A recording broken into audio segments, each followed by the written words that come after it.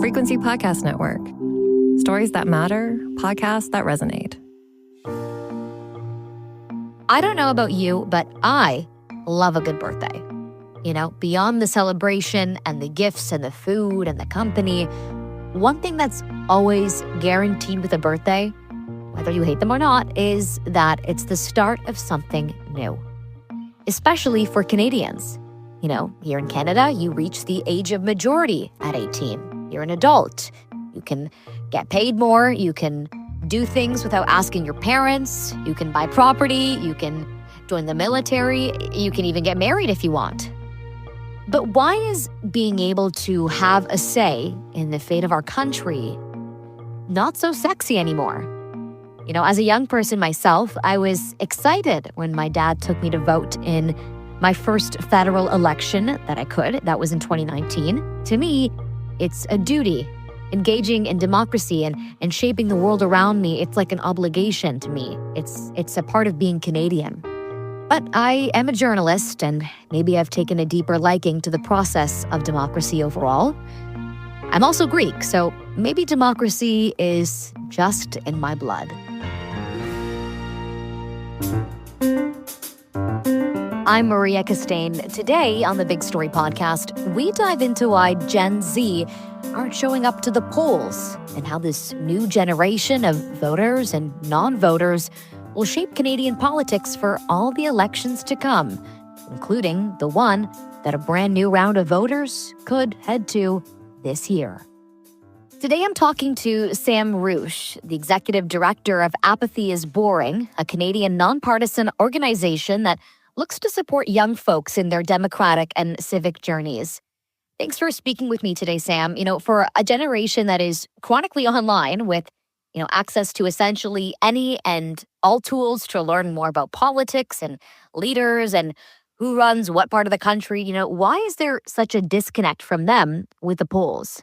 Thank you so much for having me. I think one of the main things that's important for us to recognize is that young people may seem really disengaged from the political process, but they're incredibly, incredibly engaged on issues that they care about and issues that they think are relevant to their lives or that align with their values or what they'd like to see from their governments. So we see a lot of young people who are very passionate and don't always understand exactly where they fit in within our broader political institutions or how they can make change using our democratic toolkit, so to speak, to affect those issues. Right. So, data from Elections Canada shows that in the last two federal elections, 2019 and then again in 2021, voter turnout for the 18 to 24 group was, in both cases, had the lowest number out of the entire voter population. So in 2019, less than 54% of eligible voters aged 18 to 24 actually went out and voted. And then that number dropped to 47% just 2 years later in 2021 when Prime Minister Trudeau called for a snap election. What do you make of that 7% drop in 2 years? And do you think it's like a telling sign for elections to come, including the one we're about to go in this year? Yeah, I mean, obviously, we never want to see a dip. I think it's important to maybe lengthen out our timelines a little bit. We've come a really long way since the early aughts, 2004, 2006 elections, where young people were in the 30s in terms of voter turnout. But we definitely hit a peak in 2015. I think there's a lot of different reasons people cite for that. One of them being that it was sort of billed as a change election. People felt like they were coming out and voting, in some cases, against things that they didn't like from previous governments. And there's a lot of sort of speculation as to why there was that massive jump between 2011 and 2015. But it did happen. And while it's not up at the same level it was then, and as you mentioned, it has come down, we're still hopeful that the general trend of it being higher than it was sort of in the early 2000s is going to hold. That being said, 2021 was a really difficult election. I'm sure, as you know, it was in the middle of the pandemic, and so there were a lot of different factors that kept people from being able to turn out in the same numbers. And it might have just been that people were feeling a little bit of fatigue as well. But that said, I think that there's a lot of changes that have happened between 2021 and now that I think are worth mentioning and worth considering. One of them being that there's been a massive shift in young people's sense of their own economic conditions and their own potential, growth potential, whether that's in terms of opportunities, in terms of, the cost of living being substantially higher than it was, inflation, all those things. And we're hearing more and more that that's, the number one issue that a lot of young people are going to be focused on. And those pocketbook issues tend to be really engaging for a lot of voters. I'll also say that I think that the conditions with the United States right now and a lot of the global conflicts that we're witnessing as well have been really motivating. So I don't think that we should count young people out this election. I think a lot of young people are going to be motivated to have their voices heard. And it's also at the same time really hard to predict with everything being so in flux right now. Yeah, totally. I mean, as a young person myself, when I talk amongst my friends about, whether they're voting or whether they're engaging in the news, a lot of them, a lot of them don't really care. A lot of them think everything's so depressing and it's such dark news and dark content and, it makes them sad. It makes them feel heavy, and that kind of translates into whether or not they're engaging in civic processes. But do you think there's like a sense of existentialism among this new generation of Gen Z that's kind of like, well, what does it matter anyways if I show up? My vote is just one vote. Do you think that kind of it boils down to that at all? Oh, totally. That is definitely another barrier that we hear a lot is just like, it doesn't matter if I show up or not.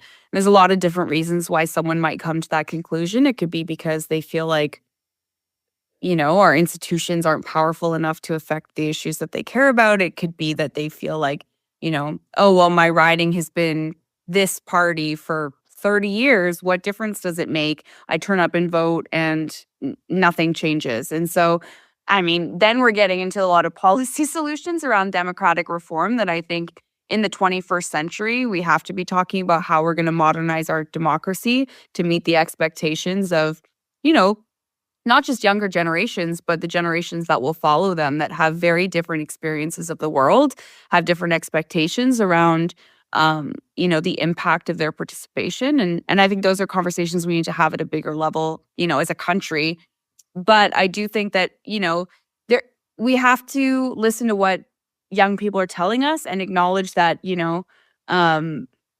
that they have a role to play in our democracy and understand that they have been telling us this. Young people have been saying this, since Apathy is Boring was founded 20 years ago. None of this is new information. I think it's just a question of like, do our elected officials recognize that we need to be having this conversation? Are they open to the policy and legislative solutions that might, mitigate some of these things? Or is preserving the institutions as they were 150 years ago more important? And I think that's a conversation that needs to be opened. Yeah, I think it's about meeting young people where they are in their journeys of, civic engagement. And, as I mentioned before, this generation, the Gen Z, they're chronically online, as am I. And I think it's important to note, of course, that one of those places online that's frequented often, myself included again, is Instagram. And, for many, Instagram is a vessel to stay informed on current events and politics and, who's in power and things that's going on in the world. But since Meta banned Canadian users from accessing any news sources a few years ago, it's created almost like this desert-like environment for young folks who no longer have that, easy access to news sources on platforms that they feel comfortable using or they frequent often. Do you think that's going to have an effect on how and, if young folks will go to the polls in this upcoming election? Yeah, definitely. I'll maybe mention here, we have a very thorough report that came out this week from Justice Hogue and the Foreign Interference Inquiry. And I think one of the conclusions that I think is worth underscoring from that report is the fact that part of her mandate was to look at sort of direct foreign interference. But I think one of the conclusions, at least I came away with reading the report, was that she is deeply concerned through her work here in what would maybe be better defined as influence and the influence that our information ecosystems have on us and on the notions that we have about our own democratic system. And what I mean by that is, of course, that, these platforms, the people on them, the people that are using them as tools and towards certain objectives and ends, have very real, motivations and objectives and goals towards demonstrating to citizens here in Canada that our democracy isn't fit for purpose, that we shouldn't have faith in our institutions, that we shouldn't trust them, that there's, actors who are looking to sow discord or to um otherwise separate us from our institutions in a way that I think is really detrimental. And I hear that a lot with young people. And of course, there's a lot of reasons um, to think that we need to be doing a lot better and that our institutions need reform and that they need, our input and our action and our voices. But I think at the same time, when I hear these notions repeated so often that like the system is irrevocably broken, um, I just don't think that that's true, and I think that the values that our system, holds dear, the values expressed in our charter and in our constitution are good ones, and that we can always, work our way towards a more perfect system and a more and do better. I think that that's part of the project of living in a democracy, but the idea that we should allow our information ecosystem to be overrun with, or controlled by, I guess in this case, people who don't necessarily have our best interests at heart is, you know, I think problematic. And I think that the lack of news. I mean, you could say even beyond Meta and sort of the changes they made to those platforms, just the fact that we have fewer and fewer local news operations in this country, that, a lot of journalists in the past few years have been laid off, that we don't have as robust an ecosystem as we used to. All of these things, I think, play into the notions that we have about what's going on in our country and in our government. And it is really troubling. I think it's interesting what you mentioned there was a lot of discourse online, talking about distrust of the government and distrust of the electoral process and distrust, having no faith in our leaders. And it's interesting because, for a generation that doesn't necessarily head to the polls or for a generation that doesn't officially voice what they want out of a government on the ballot, they are definitely not shying away from an Instagram comment section. You look at any X thread on Prime Minister Justin Trudeau or an Instagram post about him, and just the comments and the rhetoric of him, just the hate that he gets, and the trolling, or not even just him, but NDP leader Jagmeet Singh, or the comments on Conservative Party leader Pierre Poilievre. There is this community of, I guess the right word is online shenanigans and online discussion about the mockery that these Instagram users, these social media users think about when it comes to these leaders. But there's not official conversation when it comes to showing up to the polls. I think it's interesting that people are so quick to jump online and give their opinions there, but not where it really matters, which is the polls. Yeah, and you know what? I think that you've really touched on something here, because I think it's something that I think about a lot, and something that we see at Apathy is Boring as a huge issue and potentially a hurdle towards repairing and moving forward in our democracy, is how much of this engagement is authentic. I think so much if we think about the way that political opinions are formed, and bear with me here, I'm not putting on a tinfoil hat, but people form opinions based on the opinions of others around them, right? So a really easy way to influence someone is to flood social media with content, comments, inauthentic engagement. There's ways to game the algorithm, do all these things. So whether or not any one individual post has been, affected by, a campaign to try and influence people's opinions, we know through just pop culture. I mean, I've been following with such interest the even the court disputes that are ongoing between like Blake Lively, and I'm watching this and it's sort of like laying bare some of the tactics, right, that these PR firms use. Even when something as simple as like reputational management for a celebrity is subject to like, oh, we'll bring out this army of bots who will make all these comments on Reddit that will make people think this thing, and then we'll start to change the online sentiment. Like there are very advanced tools for doing stuff like this.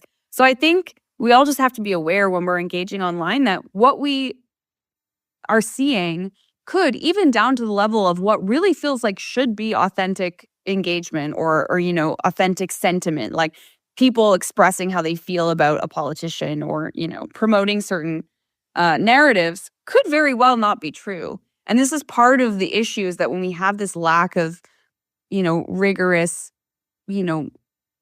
news production, or like the lack of local news, or we sort of go to these places online where like we can't really verify what we're seeing, and then we're forming opinions based on notions that we're picking up like through osmosis almost from our online engagement.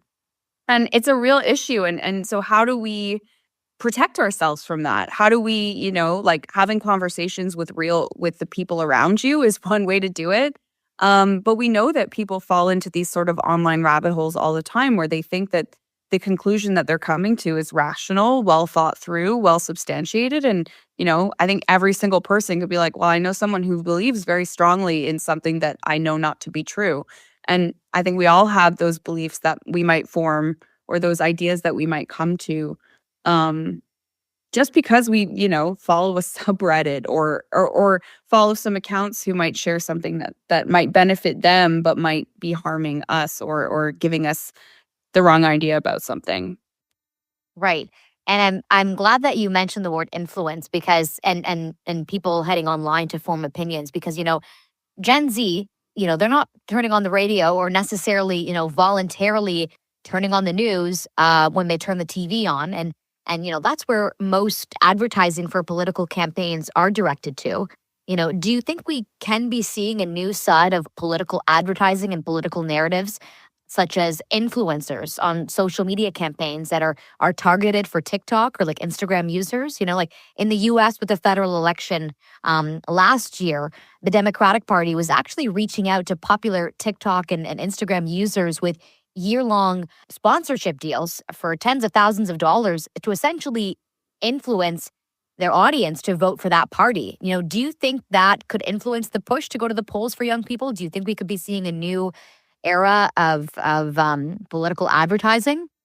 Oh, absolutely. I mean, I think we're seeing it in Canada already, right? Like, we're seeing a lot of candidates and in the current liberal leadership race, for example, who are making use of like alternative forms of media, or going on American television shows because they have a big YouTube following. Like let's be fair. I think that there has been a big shift from when I started doing this work, and I've been doing it for almost a decade now. So I feel like I have a pretty good sense of how these things have evolved. But there's definitely a more concerted effort to reach people online, to go on podcasts as opposed to just news, radio programs. Or, I mean, I think a smart candidate will obviously have a variety of places where they'll be trying to get their message out. And, they have very skilled and competent comms teams. But I think that young people can no longer necessarily say that politicians aren't making the effort to reach them where they're at. I think they are.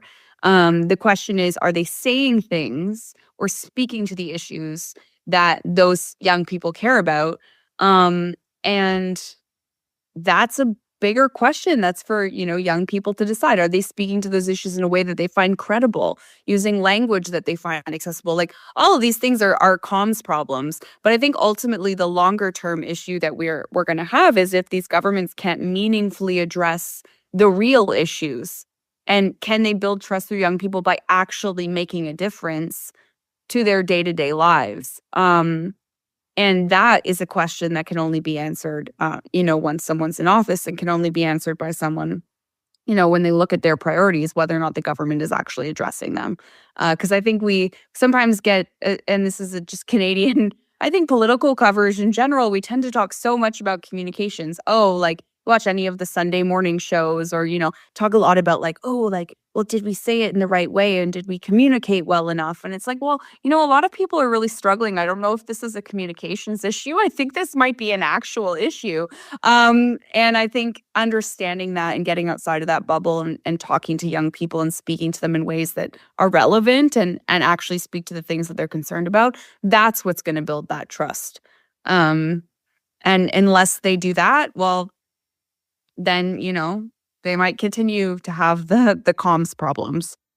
What do you think can be done then to boost civic engagement? Like you said, it's about building trust at the political level, at the party level with comms. But for parents or for siblings or for, young folks like myself that, are a little worried for my friends or my colleagues or, people that are not too interested in, engaging in democracy, what do you think can be done to boost civic engagement for Gen Z?